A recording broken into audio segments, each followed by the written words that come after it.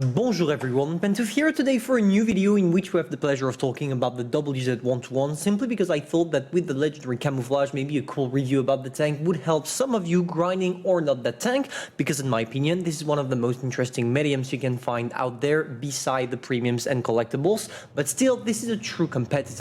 And as I just told you, it was one of the most original tanks to play at tier 10, especially among the medium class. I'm gonna tell you why. When you take a look at the gun, you will see that this thing has nothing to envy to others, simply because you feature the biggest alpha damage you can get on a medium tank at tier 10, aka 420, which is enough to scare most of the tanks to be able to deal with pretty much everything and allow you to get one of the best DPM of any mediums at tier 10, featuring 3.4k. The reload time is 7.42 seconds, which is way enough considering that you have a high alpha, but most importantly, the aim time is 2.4 seconds. That tank right there is aiming in the blink of an eye, which makes it extremely relevant and accurate.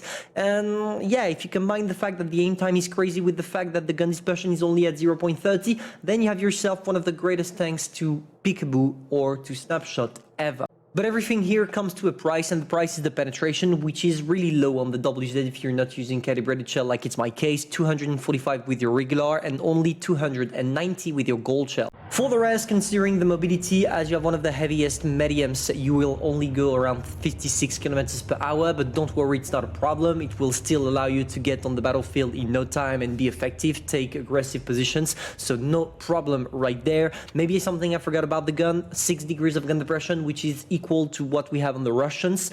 It's enough if you are not encountering any really hilly terrains, but beside that, if you are playing on maps like mines, yeah, you don't try to take the hill.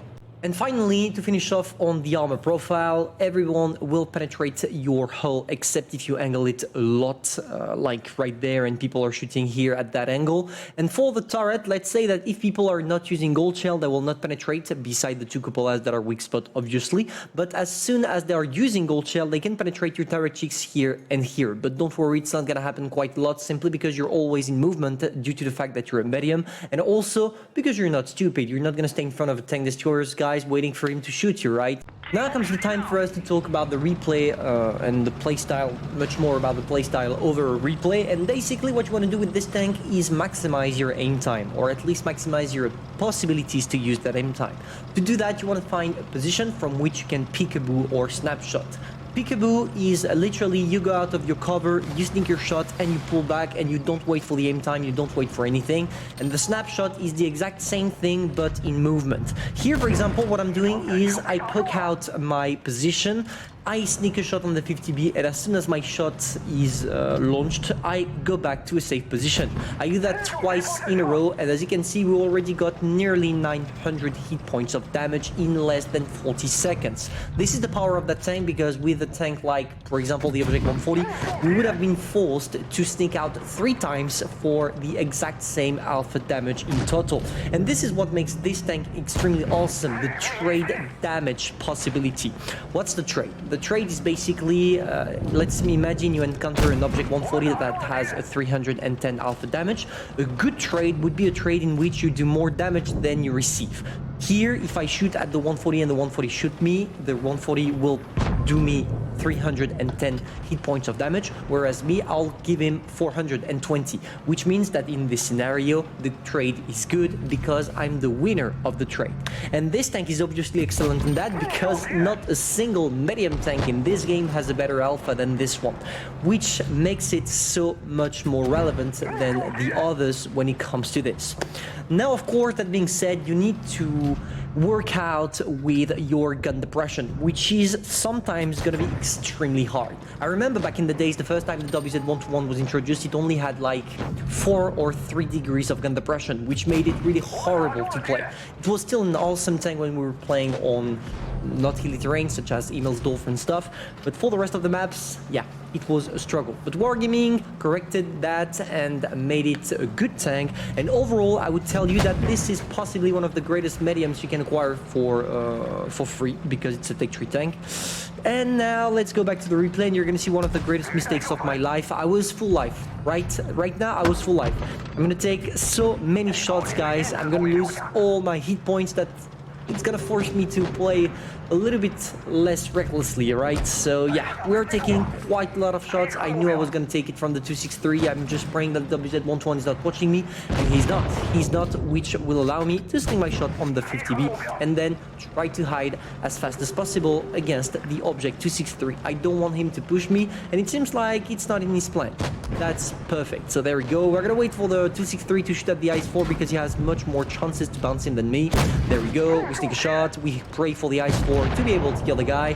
No worries here. The ice 4 did his job. I'm thanking him in the chat. And now we come back to our little funny and sneaky maneuvers. As you can see against the 263, the aim time that is working godly as intended. Just take a look at that. We stopped ourselves in less than 1 second. We aimed at the 183 and boom, we killed it thanks to our crazy accuracy combined with the aim time. This is really something that is special about the whole line of the WZ-121 because you can take the tier 8, the tier 9, sorry, the tier 10. Every single one of them has a crazy aim time and this high alpha damage. It seems like this is the character of those tanks, and to be fair, I'm pleased with this. I'm pleased because it's just awesome. But now, hopefully, as we are low chance, no, not low chance, we are one shot literally, we need to be careful about what we're doing. We need to stay away from the 100 and the mouse, and we need to wait for the rest of the team. If I was still full life, I would rush in no time. I don't care. I would have taken a shot from the mouse and the 100, but I would have been able to kill the mouse, and after aim at the 100, try to circle him like a good medium would do.